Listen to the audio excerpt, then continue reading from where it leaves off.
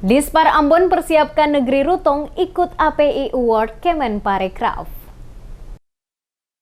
Dinas Pariwisata Kota Ambon tahun 2023 mengusulkan negeri Rutong, Kecamatan Le Timur Selatan untuk mengikuti lomba desa wisata tingkat nasional yang dilaksanakan oleh Kementerian Pariwisata dan Ekonomi Kreatif atau Menparekraf RI. Kadis Pariwisata Kota Ambon Riko Hayat mengungkapkan ada 60 lokasi wisata di seluruh Indonesia yang mengikuti lomba desa wisata nasional tahun ini. Dari 14 desa wisata di wilayah Kota Ambon sesuai SK Wali Kota Ambon, Dinas Pariwisata memberikan apresiasi dan mempersiapkan lokasi wisata negeri Rutong ini untuk mengikuti Lomba Desa Wisata Nasional tahun 2023. Disebutkan Pemkot menjadikan wisata negeri Rutong sebagai pilot project karena memenuhi 4 kriteria. Di antaranya segi pengelolaan, digitalisasi, kuliner, serta didukung keberadaan budaya yang terus terjaga. Selain akan mengikuti seleksi wisata level nasional, wisata negeri Rutong tahun lalu pernah dijadikan lokasi diselenggarakannya Anugerah Pesona Indonesia atau API Award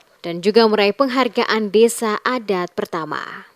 Juga Ketua mau angkat dorong ikut apresiasi desa wisata tingkat kementerian punya yang dilakukan pusat itu Rutong menjadi pilot project karena selama ini desa-desa wisata itu kan kayak Maluku Tenggara, Sumatera Tenggara, Kota Ambon belum.